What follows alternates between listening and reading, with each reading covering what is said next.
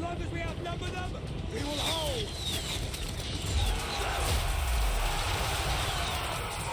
Let's have ya! Hey guys, Michael here. Welcome back to Gaming for Immersion, and I already know what you're thinking.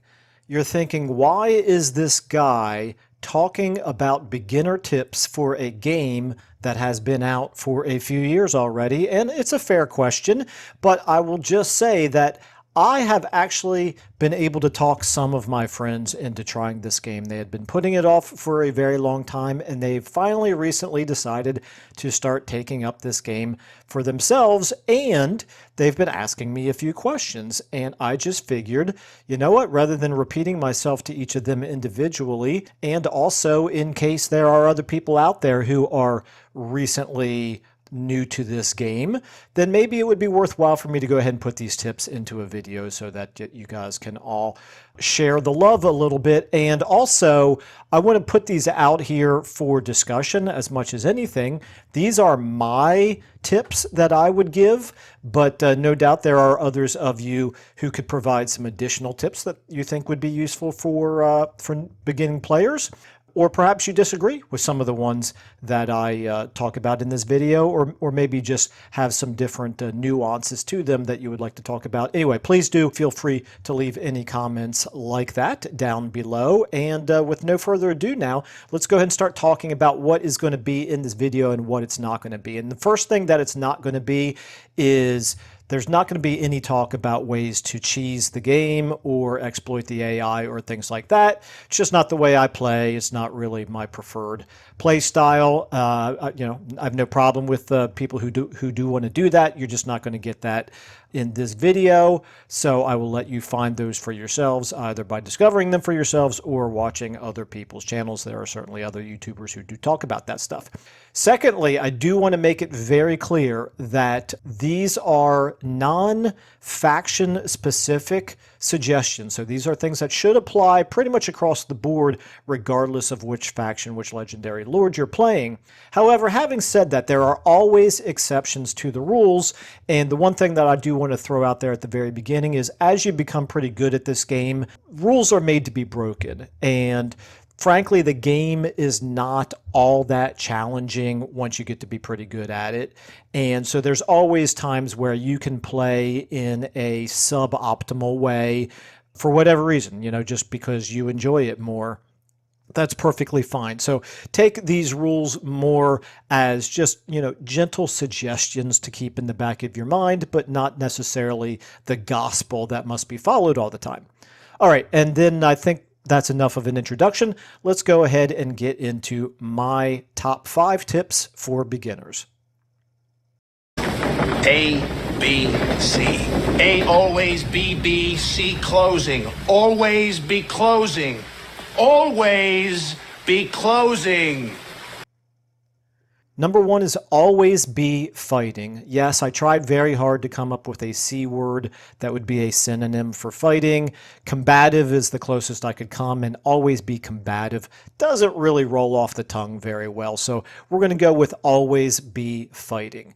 So yeah, pretty much self-explanatory. But why do I think it's a good idea to always be fighting? Well, for a lot of different reasons, actually. There's a lot of benefits that you get out of fighting as much as possible.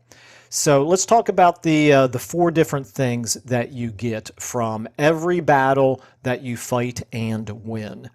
Number 1, of course, is your loot, whether it's gold or favor or whatever, the main currency of the game, your treasury. This is obviously extremely important to do all kinds of things in this game, and some factions will find out that they get more money from winning battles than they do from any other method. Not every faction is that way, obviously, but some do. But every faction at least gets some benefit in terms of their treasury from fighting battles. The more battles you fight and win, the more loot you get. Number 2 is experience. Experience is extremely useful in this game. Number 1, you level up your characters, and characters are king in this game. So a high-level character is really second to nothing else. on the battlefield, or even on the campaign map if you're using your agents, for example, for field actions. So leveling up your characters, extremely important. You also gain experience for your units as well, and units do get better as they gain experience as well. So again, fighting and winning battles is your number one way to get experience for your characters and units. The third thing that you get from fighting and winning battles is magic items and some ancillaries. And these are just great supplemental things that you can add to your characters to boost them either on the campaign map or in battle. So definitely nothing to be neglected here. You want to get as many of these as possible.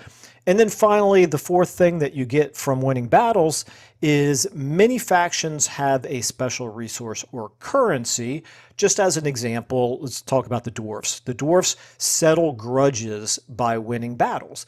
A lot of different factions have some sort of a mechanic like this, where the primary way of gaining ground in that mechanic is by winning battles. So as you can see, lots of different reasons to always be fighting battles as much as possible. Now, that's not to say you want to fight battles that you don't think you can win, but hopefully you get the idea. You want, you know, in a game that rewards aggressiveness, this is a great example of why aggressiveness is very important. All right, speaking of aggressiveness, number 2, going wide is better than building tall in most cases. So obviously in any type of an empire builder game, you have a couple of different approaches that you can use. Some games actually reward you for building tall.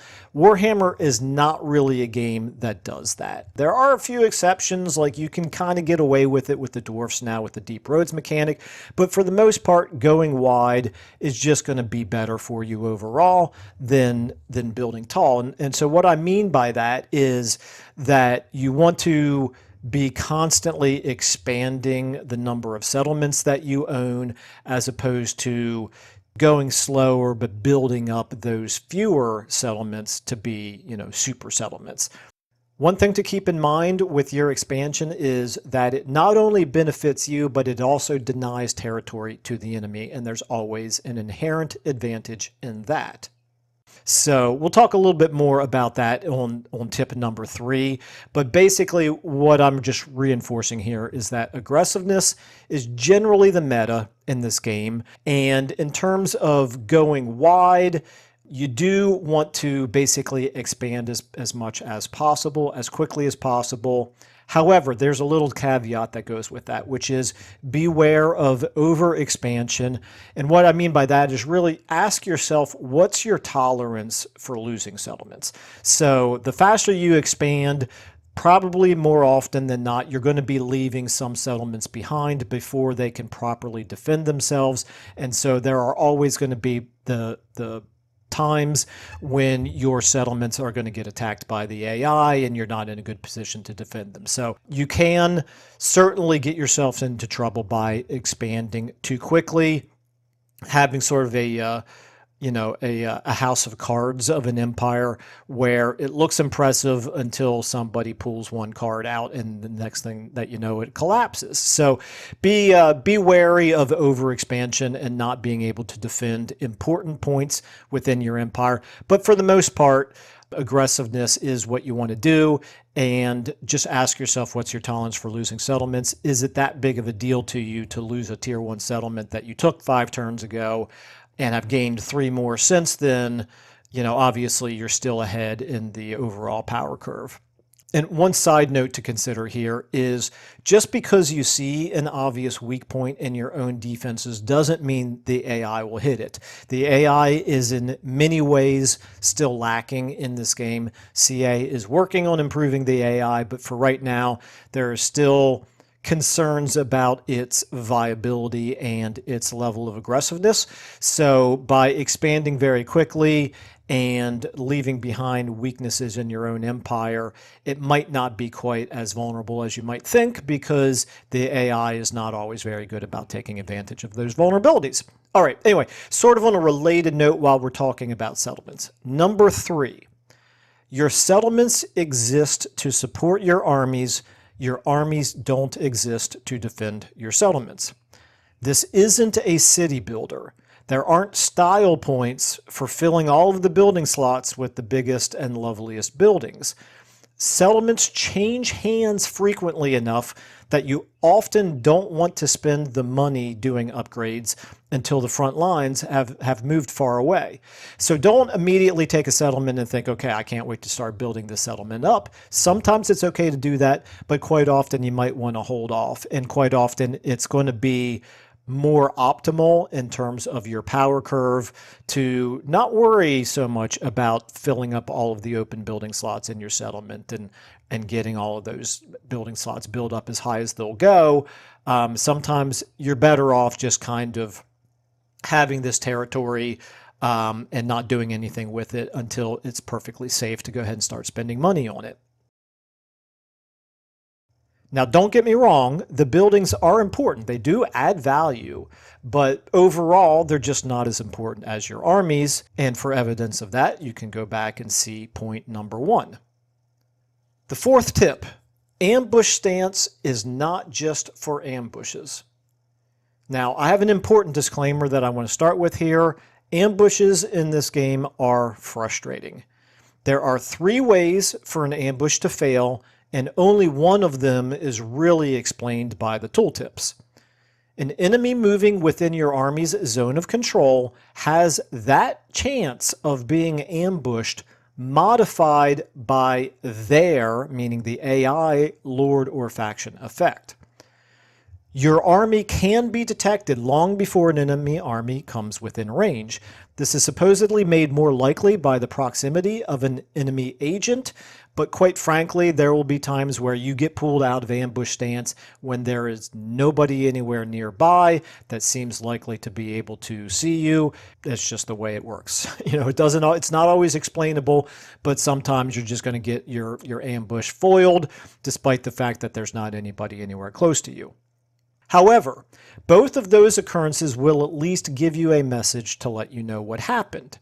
But the AI will also sometimes behave as if it knows you're there, even if you aren't detected. You'll get no message, and your army will remain in ambush stance, and yet the AI will move an army right up just outside your ambush range and stop.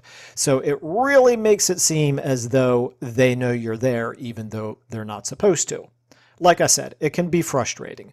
However, having said all that, despite all that, it works often enough that it's a great way to get the AI to position armies in places where you can take advantage, either moving armies away from a target you want to hit or moving armies close enough to you that you can strike them on your turn with circumstances that are advantageous to the player. So for example, maybe you have a really strong army and you just want to lure a single smaller, weaker army close enough to you to attack it, or maybe you're using one fairly weak army as bait and you have one of their stronger armies move towards it, and now then on your turn you have a chance to do a 2-for-1 where you've got 2 armies hitting their 1 army. So anyway, there are definitely lots of ways that you can use this to your advantage to get basically circumstances that are advantageous to you. And since on higher difficulties, with all the cheats they get, the AI will be fielding a lot more armies than you can, it is a great way to even the odds. All right, the 5th tip is to save regiments of renown for emergencies. Regiments of renown are fun, but I encourage you not to recruit them as soon as they're available, at least not all the time. There is a saying in sports that the most important ability is availability, and the same thing can be said for military units in this game. Most factions require a lead time to recruit units, at least 1, and usually more than 1 turn for better units. But regiments of renown can be recruited at full strength instantly, even by a brand new freshly recruited lord who can't even move yet. So there are times when you get invaded unexpectedly and need to throw up a hasty defense to buy yourself some time or just to repel a brief threat. And that's when you'll be glad you have regiments of renown available. You may even want to disband them right away after the threat is dealt with so they can be available again a few turns later.